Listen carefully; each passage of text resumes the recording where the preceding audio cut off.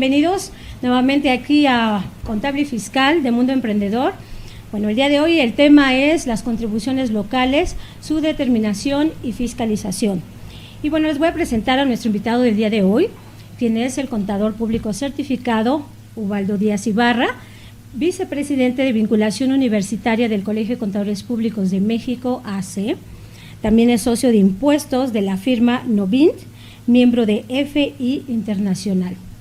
Ubaldo, bienvenido. Gracias, Silvia, muy amable. Muy bien, pues bueno, vamos a comenzar. Y bueno, para tener un marco de referencia introductorio, resultaría interesante que tú nos pudieras comentar por qué resulta tan importante analizar y estudiar el día de hoy las contribuciones locales. Primeramente, perdón Silvia, muchas gracias la oportunidad de estar aquí contigo en particular, y por la invitación que nos hace Mundo Emprendedor. Y por otra parte, pues a los amigos que te escuchan y te siguen, pues también agradecerles que nos estén prestando estos minutos de su atención. Mira, todo el mundo habla de la recaudación, todo el mundo habla de los aspectos fiscales, y todo el mundo se enfoca principalmente al ambiente empresarial, en el ambiente del impuesto de la renta, el impuesto del IETUS y el IVA. Y poco a poco las autoridades locales han ido ganando terreno para buscar eso, la recaudación de ellos. ¿Por qué? Porque la que deriva de lo federal tiene que pasar por un proceso de distribución, un proceso de colecta federal y después un derrame hacia cada estado. Entonces tenemos temas en concreto como la recaudación federal y su distribución, pero por otra parte la recaudación local, que tiene que hacer frente hacia aspectos particulares del estado, particulares de su entidad, y por lo tanto están buscando cómo se cumplen estas obligaciones. Muy bien, Ubaldo. Entonces, ¿cuáles son las contribuciones más representativas? Mira, en particular tenemos, yo diría, 4 o 5. Una de ellas es el impuesto sobre nóminas. Prácticamente, sino más bien diríamos de manera afirmativa, todos los estados hoy recaudan un impuesto sobre nóminas. El siguiente puede ser el impuesto predial, que en el caso particular hoy del Distrito Federal es un tema trascendental al punto hoy que está dictaminado también. Hablaremos de esos temas también en el trayecto de nuestra plática. Y el siguiente sería el impuesto al hospedaje, el impuesto, el derecho al agua, del suministro al agua, la tenencia.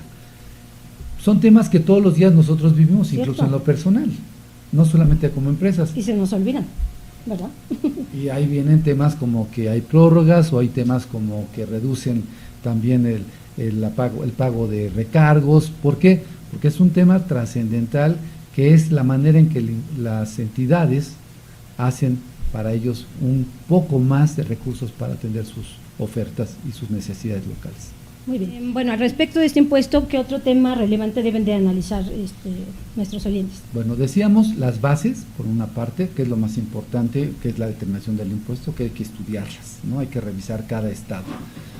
Ya decía yo, es distinto en Nuevo León, es distinto en Zacatecas, es distinto en el distrito, es distinto en el Distrito Federal, es distinto en el Estado de México. Ahora, pero hay obligaciones como presentar declaraciones informativas de manera anual. Además de pagar el impuesto, habría que reportar también de manera informativa, cosa que sucede en el Estado de México. Retenciones al impuesto. Una situación novedosa para este año, aunque el impuesto no es novedoso, una situación particular es que en Veracruz, con motivo de la obligación de un dictamen a partir del año 2011, todo el mundo volteó a revisar si estaba cumpliendo o no con sus obligaciones. ¿Por qué? Porque como ya habían obligatoriedad del dictamen, automáticamente dijo, oye, ¿lo estaré haciendo bien o lo estaré haciendo mal? Bueno, ahora platícanos el caso del impuesto predial, en el entendido que es un impuesto al cual las autoridades del Distrito Federal han estado poniendo mucha atención.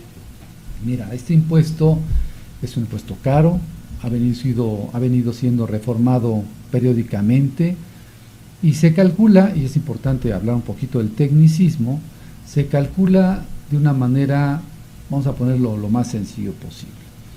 Tienes un inmueble se compone de 2 partes, en términos generales, a menos que no tenga la segunda, que es la construcción. es el suelo y la construcción. El impuesto predial viene a valorar precisamente lo que esto en cada ubicación tiene de valor. De tal manera que lo que hace el impuesto predial es recoger el valor de cada bien atendiendo a su ubicación. Bueno, vamos a continuar, Ubaldo, con esta pregunta también famosa del dictamen fiscal. ¿Qué estados tienen el denominado dictamen fiscal local? Mira, es importante que reconozcamos que poco a poco las autoridades tanto federales como locales y de seguridad social han venido incrementando su fuerza fiscalizadora. En su momento, pues los programas, actividades que desarrollaba la autoridad en la aplicación de sus facultades era simplemente o visitas domiciliarias a través de órdenes o requerimientos de escritorio.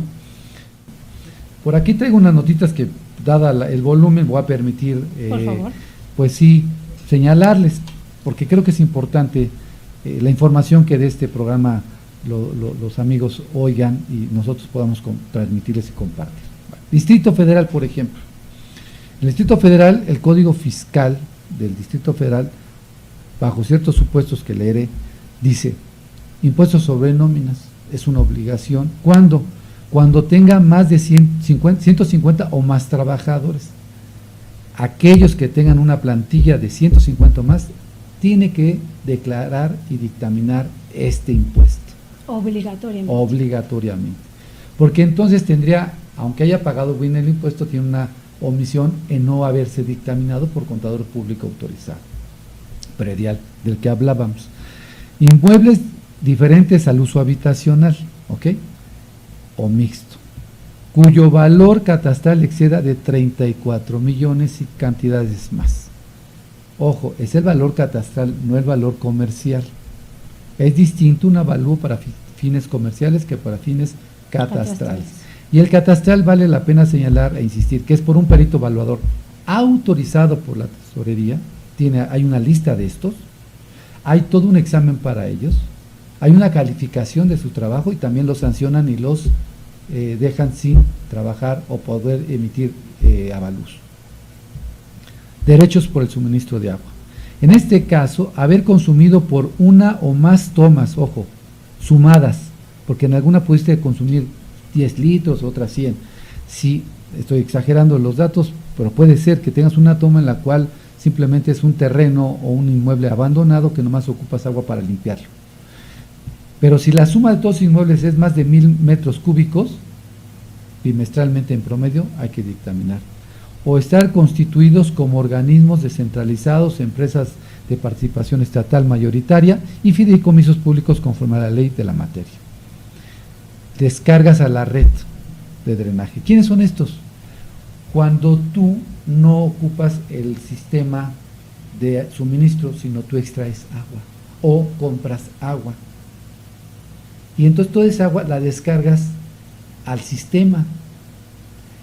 Lo que pagas por el agua incluye dos cosas: el traerla, el tenerla en tu llave y el descargarla. Es el sistema completo.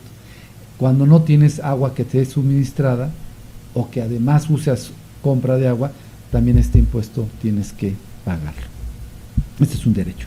El impuesto sobre organizaciones que decíamos, bueno, estos son los tres prácticamente, ¿no? Bueno, tenemos aquí unas preguntas que nos llegaron a través de Twitter. Me preguntan, ¿cómo se presentan? Bueno, pero te preguntan a ti, ¿cómo se presentan los dictámenes? ¿Cada cuándo son sus vencimientos, etcétera? Bueno, si quieres contestarla, no tengo inconveniente. No, por favor. Mira, yo creo que también ya en la parte técnica, porque seguramente muchos colegas estarán viendo esta plática. Mira, recordar que cada estado nace de manera distinta y cada uno en su autonomía pues impone sus reglas. Y aquí tenemos un resumen precisamente de estos vencimientos. DF, por ejemplo, el plazo original era el 15 de mayo para el aviso y el informe se tendría que haber presentado en abril. Se pospuso por diversas razones, que hubo una novedad en la forma de las plataformas se actualizaron, se modernizaron y por lo tanto creó alguna problemática que dio en prórroga, pero veamos que es en su caso mayo. Y al respecto también me iría a uno de los temas que hace rato dejamos pendiente, que es el tema del agua. Importante. Oye, el agua, la parte más sustancial en el agua, además de pagarla, es que quien es el responsable, el contribuyente del pago de este derecho, es el usuario. ¿Qué quiero decir con esto? Que si yo estoy rentando un inmueble, yo tengo que pagar el agua, no el arrendador. Y muchas veces se confunde, y es clara la ley, es clara la disposición. El usuario es el obligado a pagar el consumo de agua. Muy bien. Osvaldo, ¿qué te parece si podemos invitarte en otra ocasión para que abordemos un poquito más profundo, por ejemplo, este tema del agua y otros temas que están relacionados? Porque bueno, obviamente ya nuestro tiempo se ha terminado. Encantado. Y bueno, pues quisiera, no sé, si por favor nos puedes dar todos tus datos para que nuestro público, si tiene alguna otra pregunta, también se pueda dirigir contigo. Pues les agradezco mucho. En primer lugar, Silvia, es un placer estar contigo siempre, compartir contigo estos eventos. El Colegio de Contadores, sin lugar a duda, agradece también esta oportunidad que nos brindas de compartir.